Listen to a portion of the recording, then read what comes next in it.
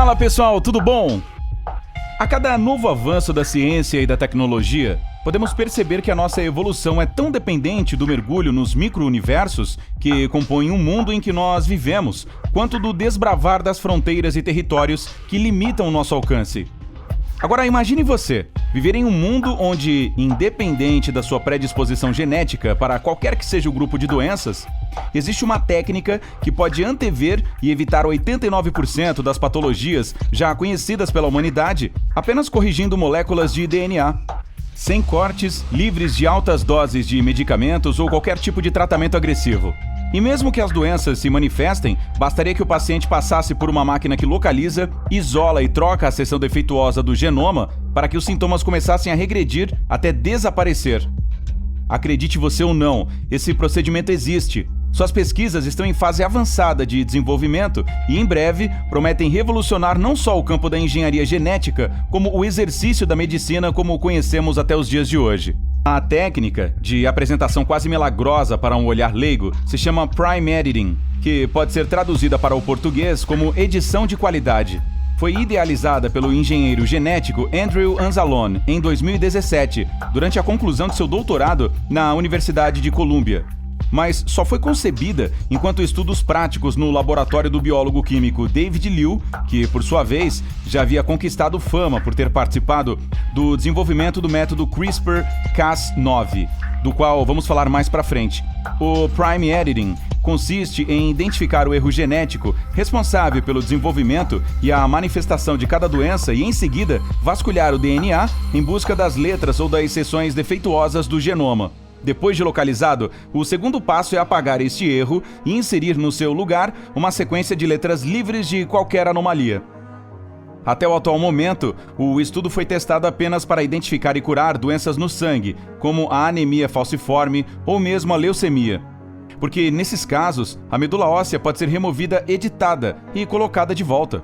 Para o maior desafio da utilização do Prime Editing como tratamento clínico aplicável em um maior número de doenças é justamente a falta do equipamento molecular capaz de localizar as células corretas e serem alteradas no corpo. Porque, como tudo nesse mundo tem dois lados, se a técnica de edição genética for aplicada na célula ou na seção errada, ou seja, num trecho saudável do seu DNA, pode gerar anomalias e malformações tão diversas e complicadas que nem mesmo cientistas podem prever as consequências finais. É o que eles chamam de efeito Frankenstein. Porém, não obstante dessa realidade futurista, a CRISPR-Cas9, outra técnica de manipulação do genoma que procedeu ao desenvolvimento do Prime Editing, vem sendo usada por médicos chineses para tratar quadros patológicos avançados e de difícil reversão. Conhecido somente como método CRISPR, esse procedimento tem uma aplicação muito semelhante ao Prime Editing, pois consiste em cortar o trecho do DNA responsável pela deformação genética e, consequentemente, a manifestação da doença e, no lugar dele, inserir um novo fragmento, livre dessa alteração, promovendo uma mutação genética que, no curso natural do desenvolvimento humano, pode levar gerações para se estabelecer, ou mesmo nunca acontecer.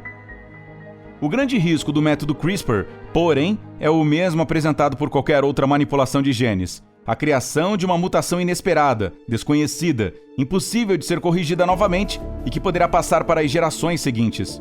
Isso acaba sendo muito perigoso. Um exemplo desses resultados não calculados foi o que aconteceu na última vez que se tem notícias e registros em que o método CRISPR foi utilizado, durante o tratamento de um paciente portador do HIV e da leucemia. Nesse experimento, que foi publicado na revista científica The New England Journal of Medicine, a equipe liderada por Hongkui Deng, da Universidade de Pequim, copiou genes de indivíduos saudáveis e com resistência natural ao HIV, que já haviam doado células para curar outros portadores da doença, e editaram o gene defeituoso do paciente soropositivo com leucemia para atuar como uma cópia dos genes resistentes. Como resultado, a equipe teve o câncer corrigido, já que a doença entrou em remissão após o experimento. Mas o vírus do HIV permaneceu no DNA do paciente, porque os genes alterados correspondiam de 5 a 8% do total de células sanguíneas contaminadas. É justamente essa falta de precisão o calcanhar de Aquiles do método CRISPR, cuja falha foi perseguida e contornada pelos desenvolvedores do Prime Editing, que é basicamente a versão atualizada do método CRISPR. Você tá entendendo até aqui mais ou menos o que isso tudo quer dizer? Seguinte, os médicos simplesmente e os cientistas pegam o seu DNA, pegam células defeituosas, recortam e colocam células saudáveis no lugar. Para que possamos entender a diferença entre ambos, vamos pensar em um livro muito extenso de cerca de 3.000 páginas, o que, comparado ao DNA humano, que contém 3 bilhões de letras, ainda pode ser considerado curto. E para encontrar uma única palavra com erro nesse imenso texto dentro desse livro, enquanto o método CRISPR faz uma busca manual, o Prime Editing tem o comando Ctrl F, que é capaz de fazer uma varredura minuciosa e precisa no conteúdo do livro em busca de palavra errada e indo além em todas as repetições desse erro. Outra diferença definitiva se apresenta no momento da correção dos defeitos genéticos. Enquanto o método CRISPR retira os trechos defeituosos do DNA para devolvê-los corrigidos em um segundo momento, o Prime Editing é capaz de promover uma correção automática, onde ao mesmo tempo em que as letras contendo erros são retiradas, outras letras com codificação correta vão sendo postas em seus lugares. Se você assistiu até aqui, mas ainda tem dúvidas em relação às duas técnicas de edição de DNA, vamos então explicar um pouco sobre a estrutura que forma o nosso DNA e o modelo de ação de cada um dos procedimentos na correção dessas anomalias genéticas. O DNA é uma molécula que está presente no núcleo de quase todas as células que todos nós, seres vivos, temos. É formada por 3 substâncias químicas: pentose, fosfato e as bases nitrogenadas, que são os famosos pares de AT, CG, adenina com timina, citosina com guanina. Juntos, esses 3 componentes são responsáveis por carregar todas as nossas informações genéticas. A estrutura física do DNA é composta por 2 fitas em formato de espiral, igual à da foto da thumbnail desse vídeo que você acabou clicando para assistir. É chamada de dupla hélice, porque elas se contorcem uma sobre a outra e se unem através das pontes de hidrogênio.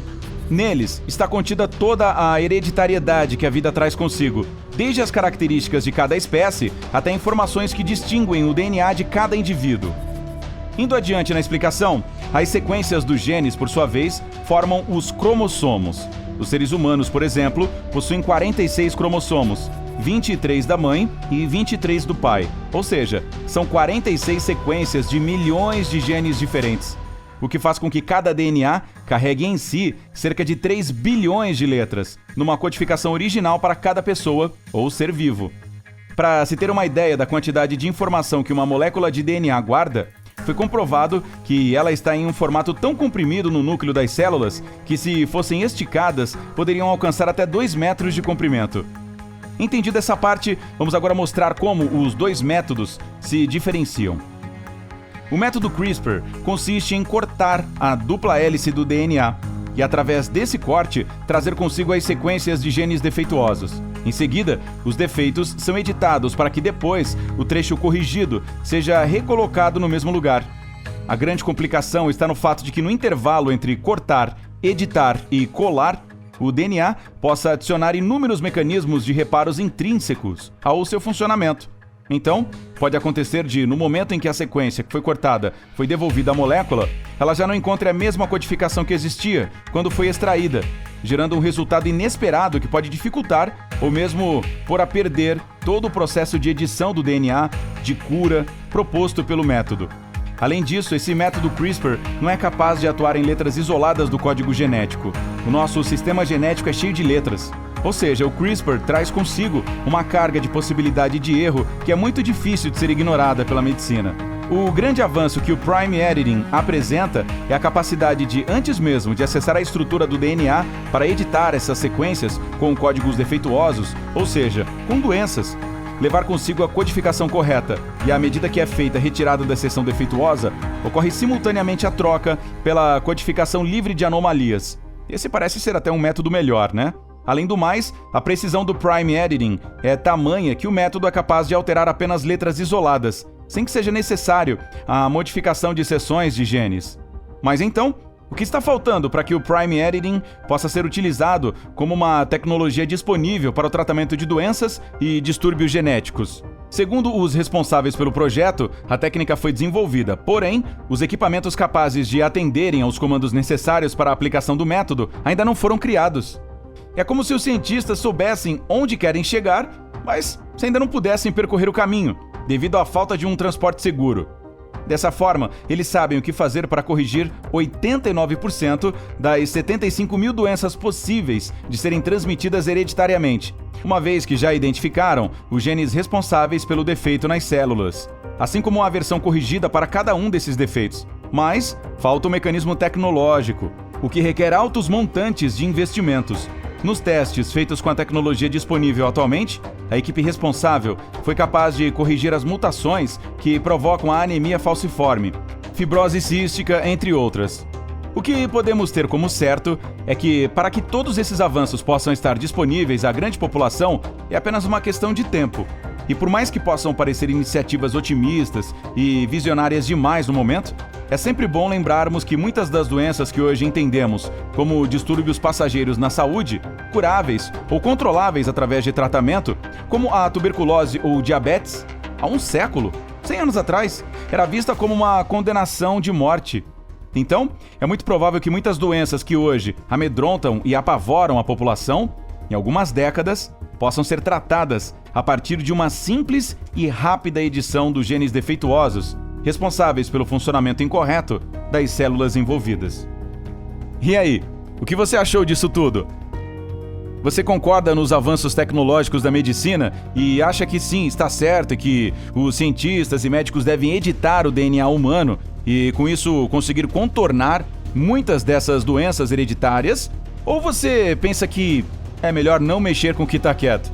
Conta pra gente nos comentários o que você acha dessa evolução tecnológica dentro da área da medicina e participe com a gente. Se você curtiu esse vídeo, se inscreva aqui no canal para mais vídeos como esse e continue além da Matrix. Até a próxima. Tchau!